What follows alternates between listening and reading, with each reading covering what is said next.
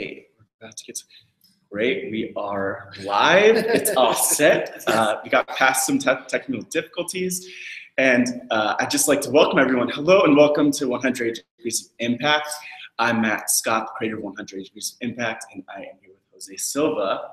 Thank you so much. How are you doing today? I'm doing well today. Doing well. Excited to be able to sit with you and I know share a little bit about this is a big experience. This is like the first time that for 100 Degrees of Impact, sitting down in person on Facebook Live, also recording it so that it's up on the website in a few weeks, www.lets.care. But you know, 100 Degrees of Impact, for those who don't know, is all about showcasing people who are doing great work. And you know, hopefully soon, once you're able to hit the share button, your audience will. I want to make sure to mention that so people know that you're not being rude at all. But as you're doing that, I just want to point out 100 Degrees of Impact is a storytelling research project all about highlighting 180 people who are making some impactful change in the world. And so Jose is definitely one of them. I'm glad that we have this opportunity while I'm here in Denver, Colorado, to tell his story, and really excited to kick off our conversation and, you know, get started so that ultimately we could share his story more broadly with the world. Thank you so very much. I'm excited for being here, and the fact that you've come into Denver and it's beautiful, and you're going to miss the snow, it looks like. That's, I mean, that's not a bad thing, I guess. That's correct. I have enough snow otherwise, so it's all good. But, thank you. Yeah, how are you doing today? I'm going well, you know, busy. We have a lot of things taking place in our city right now. Our city is in the midst of change, and so being a part of that change and in those conversations, it's a busy time. Yeah, I think the biggest thing for me is I want to learn as much as possible, and there's a lot for me to learn. I don't claim to be an expert on Denver at all, but you know, I definitely hope to learn more from you about that. So, you know, as we get started, one of the hard parts of my job is to introduce you, and you know, I know my introduction can't do you justice, so I'd love if you could introduce yourself to the 100 Degrees of Impact audience and anyone who's watching on Facebook Live. Yeah, definitely. Well, first and foremost, thank you so much again, Matt. You know, I look at myself as a foot soldier for the greater good. I'm a young person who grew up in Denver, biracial, Latino and Black. My father was murdered when my mother was 6 months pregnant. So my twin sister and I were raised without a father. And then right before my 5th birthday, I fell on drug overdose. My mother was addicted to drugs. I would say until I was about 24 years old. And so my life for the first 5 years really started out kind of crazy, really chaotic. And then when I was 14, my best friend was murdered standing next to me on April 9th of 1994. His older brother had stabbed somebody 24 times the summer before. Denver had what we call the Summer of Violence in 1993, where over 100 plus people were shot and killed. And, little kids, and so I became a victim of that residual violence about 7-8 months later. And so at 14, I had a choice. You know, I was a homeless kid. We were evicted. What did I want to do with my life? And I didn't want to end up dead or in jail like all my friends. That's what they said all my friends were going to be. And so I just dedicated my life for the last 23 years to the greater good. I've not been a perfect person, but I've been involved in those spaces, holding protests and rallies, creating Safe City, the youth summit that has taken place, raising $20+ million for college summer and organizations. We're really trying to not become that person that was the menu item, but somebody that actually said, let's create some of those pieces for us. That's really inspirational, and I think it's powerful for me because I think a lot of people might be watching that and then listening, and they're like, oh man, like you've been through so much, and but at the same time, I'm seeing that. And I'm seeing that you're here and you're doing this amazing work. And so it's kind of like a powerful story to tell that you're here. It's still here, you know, despite everything that you've been through. I think that's a good lesson. You know, I appreciate that. If I may, I attribute it to my supporters. You know, I really had a great number of individuals that surrounded me, and mentors and community individuals. And so anyone listening, if you wonder how you can get involved, step up for a young person. Because you never know that impact that you might be able to have being the safety. Yeah. So I was going to ask, like, how do you find that those experiences, especially like seeing people die before your eyes, frankly, how do you think that those experiences and that adversity has contributed to who you are today? Definitely. You know, it has given me a lens of accountability, one that we society truly doesn't care. It's the harshest reality, but society truly doesn't care about us, right? Sun's gonna come up, moon's gonna go down, society's going on, rich, poor, happy, sad, it's just gonna go on. Yeah. And so for me, it was really understanding my place in that. And at times you're gonna be a player, participant, or observer. And so for me, it was how then do I navigate those components and pieces? Because I can sit around and complain, or I can actually go out and do something. And so rather than being somebody that just said, poor me, I was a poor kid, my mom was on drugs, so what kind of impact can I have? And so I've, pissed people off on my work by holding them accountable. But I become the voice, I think, for my community, and it just drives me. And I don't see no other way. That's powerful, because I think, like, you are who you are today, but I mean, I might guess, and you could speak to this more, but I might guess that you might not be here if you didn't go through that struggle. When people say, would you change anything about your life? Everything that happened in my life created the person I am today. I sit before you today, less than a year away from graduating with my doctorate degree on a full ride at the University of Colorado.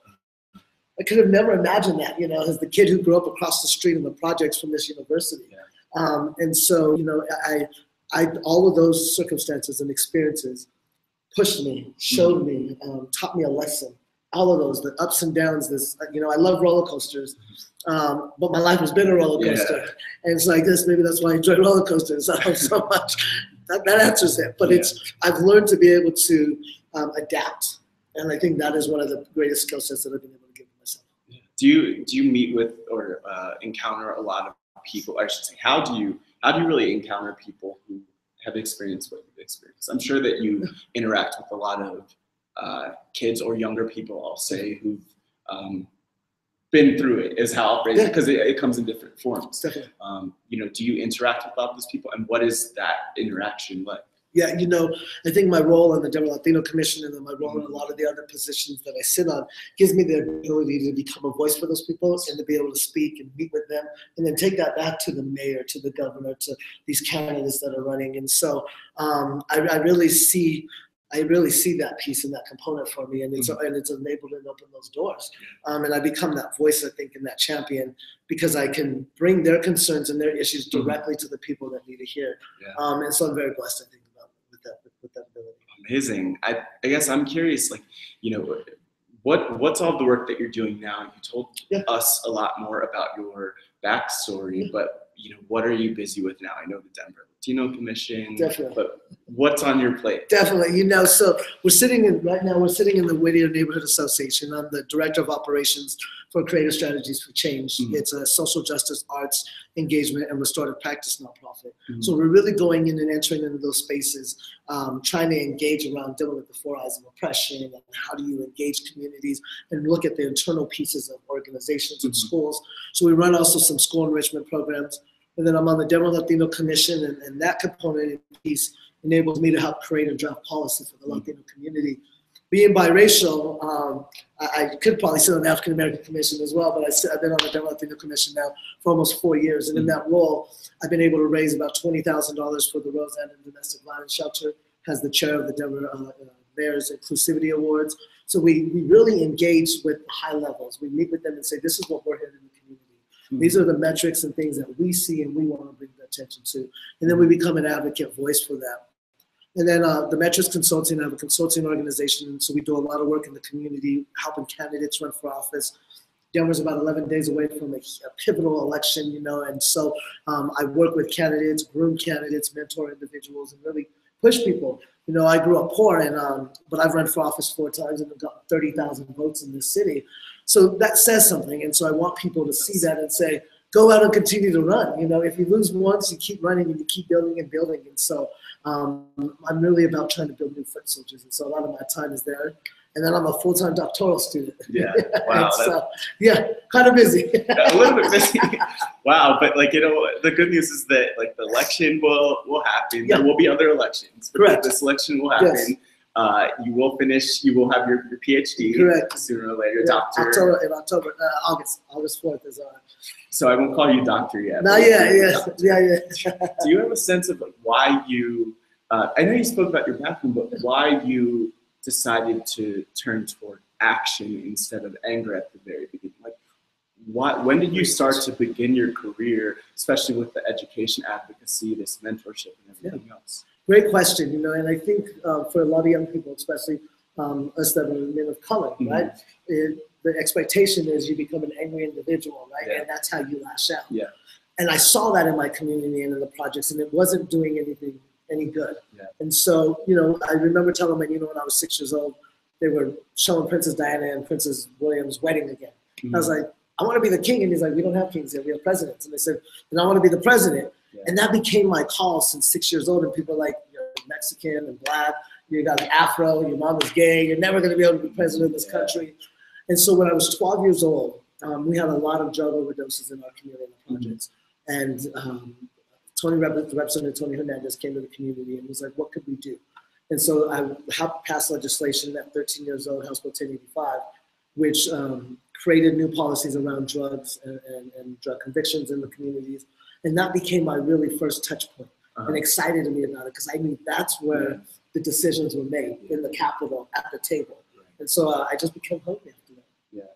I mean, it's powerful. You just said something that's really important because a lot of the decisions are made at the Capitol, you know, behind desks in politicians' offices. But also, I think it's really cool that you recognize the fact that there is a lot that could be accomplished by being a foot soldier and really engaging in the community rather than just sitting behind the desk. So you're doing all of that, which I think is amazing. You know, go ahead. Oh, I was just gonna, please follow up and tell people. No, you know, I was gonna say, you know, so that's why I don't like the word, like I don't call myself a politician. And I call myself a foot soldier because I stand with the community. I've recalled, you know, elected officials, I hold officials accountable, I've written open letters. And because who I'm responsible to and who is my constituents, which is the community. And so you can be both, but it is sometimes difficult. You also said something though about how Representative Tony Hernandez came into your community, and then I guess for me it was like you saw that example, and it was powerful that you saw the example, or pivotal that you saw an example. Were there other people in particular who inspired you to be who you are today? Yes, you know, numerous individuals. Luis Villarreal from Silva, who was a pastor and a father and a mentor, and has led this phenomenal organization that just changed my life. I think about Les and Marianne Franklin from the Shaka Franklin Foundation, a suicide prevention organization that came into our community and enlisted us. My football coach is Claude Vigil, who, you know, believed in something as me as a kid. But I really give a lot of props to Griselda Padilla, my social worker at West High School. Her and Mr. Manus, my counselor, fought for me. Gave me vouchers to go buy clothes at Target, gave me bus passes to be able to get to school. I think about the current mayor of Denver, Michael Hancock. His first job was working with his kids in the projects and creating a sports program for us, you know, and giving us those opportunities. My mentor, Bill Fry, who, you know, was a white man who I was like, I don't want a white mentor, what does he know about me? And showed up to my house in a Super Sport 64 Cherry Red Opel Impala and was a bridge builder and really showed me things that I could be. And then there's so many people that have opened doors for me. And, you know, like there are so many pivotal individuals in this community that if not for them, I definitely would be lost. Amazing. So, you know, as follow-up to that, you know, I think it's so important that you have all that gratitude.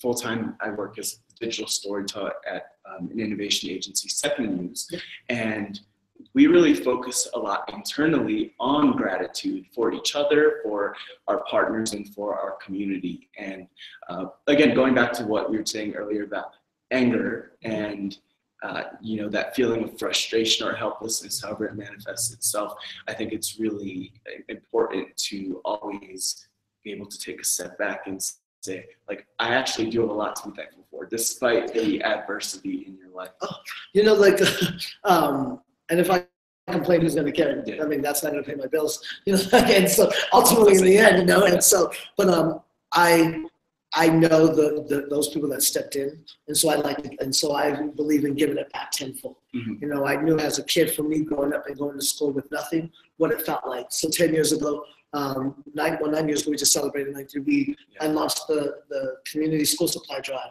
And we've given out 25,000 bags of schools and backpacks to kids in Denver. Because I want kids to show up to school feeling normal, feeling regular. If you have a backpack, you have your chocolate keyboard, all those components. And this year, the 9th year, it just blew up. And my wife's like, how are you going to top it next year? And I'm like, oh, I don't know.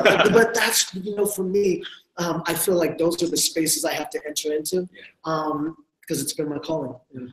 So what are some of those stories that you've heard, or are there any stories that really for you stand out from your work that really serve as validation to what you do? Like on those, I'll say like on those hardest days, what are those stories that remind you this is worth it? Yeah, in my profession, I consider myself to be a nonprofit executive and non-traditional educator. I've written curriculum, I've worked in classrooms, but to see that, I've been a probation officer, and so to see these young people that I've worked with, not incarcerated, working, they've gone to college, they're graduating from college, they're having families, and when they reach back and say, thank you, thank you for believing in me, thank you for holding me accountable. But to me, to be able to just watch their lives and see them become and develop, I've been working with young people for 25 years. And so I see one young man this morning that was reaching out to me. I'm helping him start his nonprofit. Gave him his first job at 14. Now he's an MBA and, leading the business department at CEC. And so I see their impacts and I'm just grateful because I know that that's what it's called to do. So when I go home, I think back, who am I impacted and what have they been able to do? And then who are they impacted? And so it's tough. And then I go home and I have a strong wife who reminds me, it gets tough, take a break if you have to. She taught me how to say no. I didn't know how to say no before, right? Especially when you're an organizer and an advocate, it's tough. So by learning how to say no, take care of myself, and then watch the individuals that are doing the work, reminds me like, okay, I can get up and do this tomorrow. Yeah, and one thing I love about what you just said and about the work that you're doing is that it's not just about I'm going to show up and do all of this awesome work for the community. It's that you're also helping create a mentor, accelerate, whatever word you want to use for the different situations. You're helping really drive these people to make their own impact in the world. Because we all can make an impact, right? And so I believe that it's no fun being in that space by yourself. And so mentoring has been a huge part of my life. And so I mentor tons of individuals. I hold them accountable. Get your butt on. Are you in school? Are you finishing your degree? Are you working? What's going on? And, and it's tough sometimes because when you internalize a lot of the pain, right? So I've learned how to be able to take in people's pain and then not hold it in. But for others, they don't have some of those skill sets. And so having that person that walks alongside of you can sometimes make all the difference. I think, like, for me to connect the dots, so one of the first things I learned about you, if not the first thing, was that you're part of the Denver Latino Commission. Sure. Could you tell me more about the impacts that the Denver Latino Commission, DLC, has, and more about, how that connects with what we're talking about with the community and supporting young people, especially.